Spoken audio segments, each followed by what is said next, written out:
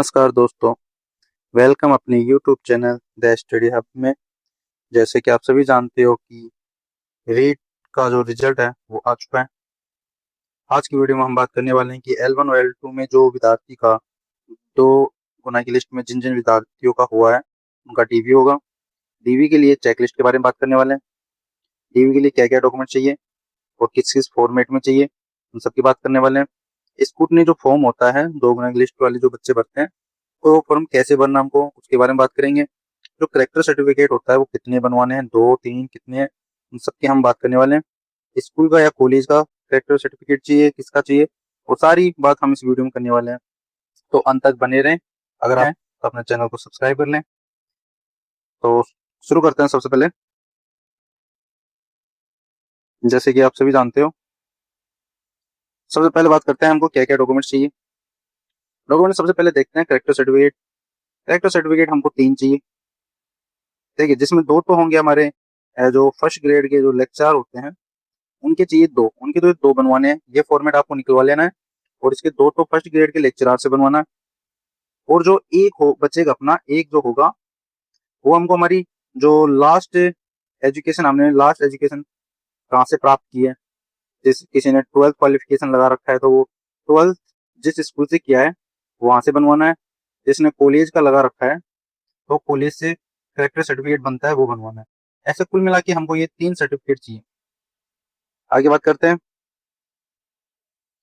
अगर डॉक्यूमेंट्स है सामान्य घोषणा पत्र, ये सभी को बनाना है। सामान्य घोषणा पत्र सामान्य घोषणा पत्र सभी को बनवाना है। इसमें हमारे फीमेल, मेल और हमारी जो वीडियो कैटेगरी है, हमारे जो और भी परित्याग और ऐसे जो भी हमारे और भी कैटेगरी है जितनी भी है, उन सबको ये बनवाना पड़ेगा। ये सबके लिए है। हम इस हर डॉक्यूमेंट्स आपको बताते रहेंगे कि कौन सा डॉक्यूमेंट्स किसको बनवाना है और किसको नहीं बनवाना है। जैसे कि एक बार इस डॉक्यूमेंट्स की पूरा फॉर्मेट देख लेते हैं। आप देख सकते हो कि ये सभी को बनवाना पड़ेगा, क्योंकि इसमें एक तरह से ये शपथ होता है। शपथ लिया जाता है कि अगर किसी भी प्रकार से कोई कमी या कोई जालसाजी मैं कर रहा हूं तो मुझे डीबार कर दिया जाए। ये शपथ होता है। इसमें जैसे आप देख सकते हो, इसमें ये डेट डालना है, ये स्थान, या आपका एड्रेस, ये मोबाइल नंबर या ईमेल आईडी, यहाँ पे अपने खुद का साइन करना है और यहाँ पे अपना पूरा नाम लिखना है। ठीक है दोस्तों, अगले डॉक्यूमेंट्स की बात करते हैं। अगला डॉक्यूमेंट्स है संतान संबंधी। देखो दोस्तों, इसमें बहुत से बच्चे कंफ्यूजन है कि ये संतान संबंधी उन्हीं के लिए क्या जिनके मैरिड है या जिनके बच्चे, उनके लिए नहीं दोस्तों। ये आप सभी को बनवाना पड़ेगा। इसमें आपको घोषणा करनी पड़ेगी कि आपको 2 ही बच्चे मैक्सिमम रखेंगे, आपके 2 से ज्यादा बच्चे नहीं है। तो ये आप सभी को बनवाना पड़ेगा। यहाँ आपको अपना नाम लिखना पड़ेगा, यहाँ अपने पापा का नाम, यहाँ पे जो रोल नंबर है वो डालना पड़ेगा, यहाँ पे जो भर्ती का नाम अपनी, वो भर्ती का नाम डालना होगा। ठीक है, और आगे बात करते हैं। इसमें देखो, इसमें बच्चों के नाम बता रखा है कितने बच्चे हैं। तो यहाँ पे आप अपने बच्चों का नाम लिख सकते हैं कि मेरे इतने बच्चे हैं, 2 बच्चे हैं। 2 से ज्यादा लिख ही नहीं सकते। और अगर बच्चे हैं तो उनका यहाँ पे नाम लिखना है, अगर बच्चे नहीं है तो खाली छोड़ देना है। ठीक है, और उनकी डेट ऑफ बर्थ लिखनी है। इसमें जिनके 2002 से जो बच्चे पैदा हो चुके हैं, 2002 से पहले, तो उनको अपने बच्चों की संख्या लिखना है। जिनकी अभी शादी नहीं हुई है तो वो नील लिख देना। ठीक है दोस्तों, आगे बात करते हैं। इन सब में आपको जिसके बच्चे हैं ही नहीं वो एन ए लिख देना। ठीक है, और यहाँ पे अपना साइन करना है।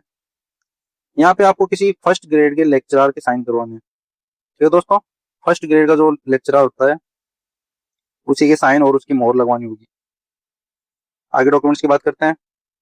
ये एक है अविवाहित सामान्य घोषणा पत्र। ये उन्हीं बच्चों को बनवाना है जिनकी शादी नहीं हुई है। और इस घोषणा पत्र में क्या है आप देख सकते हो, यहाँ पे नाम, यहाँ पापा का नाम, यहाँ आपको अपना एड्रेस लिखना है। इस घोषणा पत्र में एक ही बात है जो सबसे मेन है कि आप शादी करोगे तो उसमें दहेज नहीं लोगे। दहेज के रिलेटेड ही बात लिखी हुई है।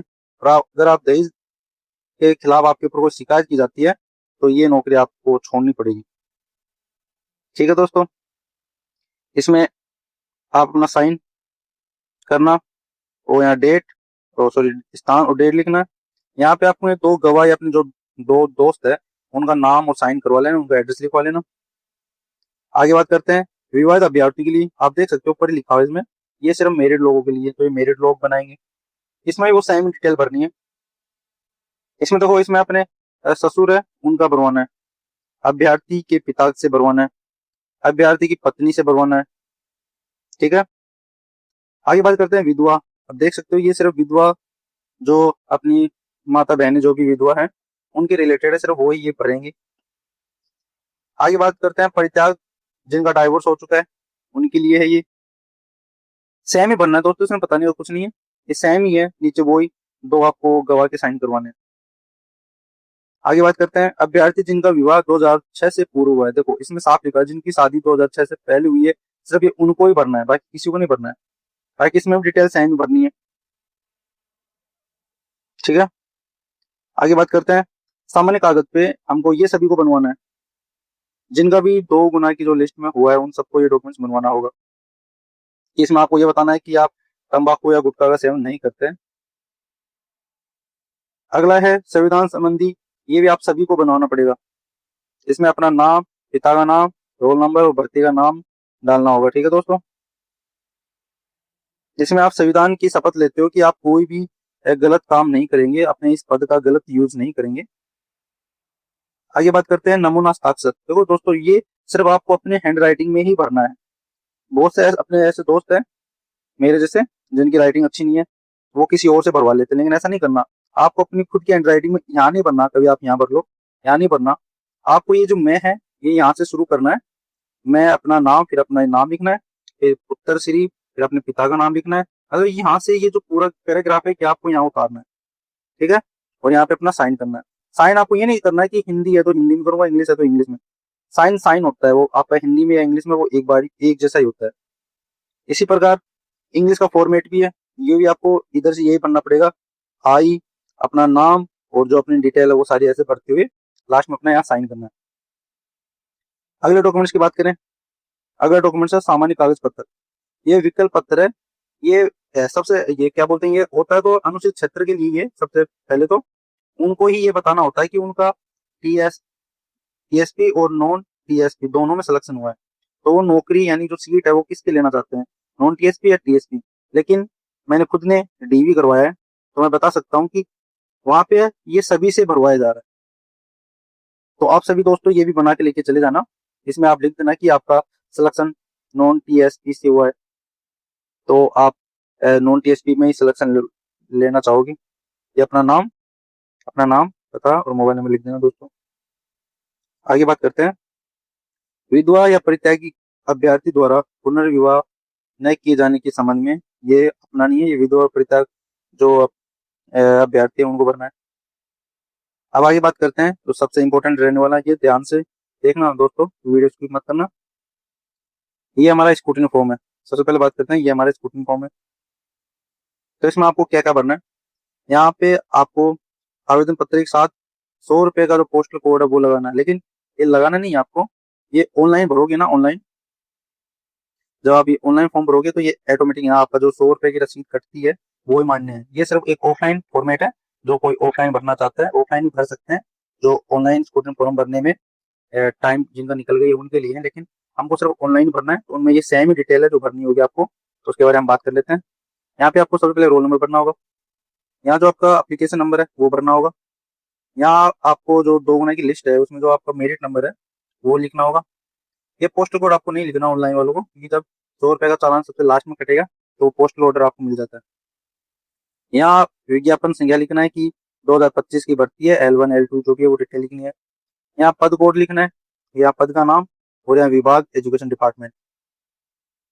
ठीक है, आगे देखो आरक्षण वर्ग के लिए ये अपने को नहीं बनना है, इस पर ध्यान ही नहीं देना। इसमें सिर्फ इतना देखो आप कौन से कैटेगरी से, जैसे कोई जनरल से है तो इसमें क्लिक करना है सिर्फ, कोई इससे है जो भी है SC ST ST है या SC है या EWS है, तो अपना जो है वहाँ पे क्लिक करना है।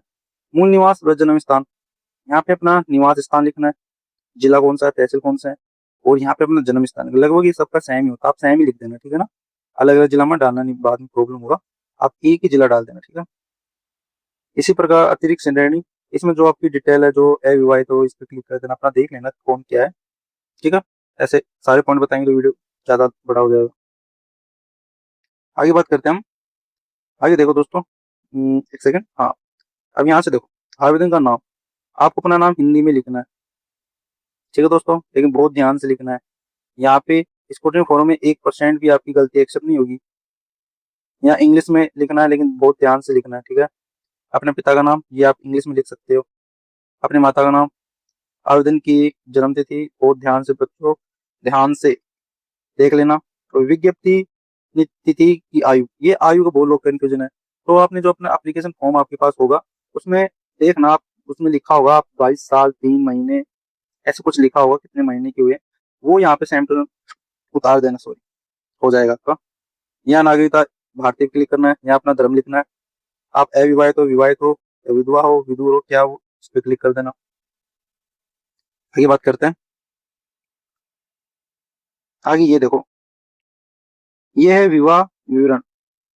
आपकी शादी हो चुकी है तो ये देख लेना। पहले बात, अनमेरिड करोगे उनके लिए तो भरना है नहीं। आपके जो अनमेरिड है तो आपके बच्चे भी नहीं होंगे तो ये भी नहीं भरना। और कुल संतान कितनी है 2002 से पूर्व कितनी है, वहाँ काउंटिंग लिखना है। 2002 के बाद में कितनी है वो काउंटिंग लिखनी है। यहाँ पे आपको अपना मोबाइल नंबर लिखना है, यहाँ पे अपना एड्रेस लिखना जहाँ पे आपका ज्वाइनिंग लेटर पहुंचेगा। यहाँ शैक्षणिक योग्यता आपको ये ध्यान से भरना है। देखो इसमें थोड़ा ध्यान से देखो क्या है,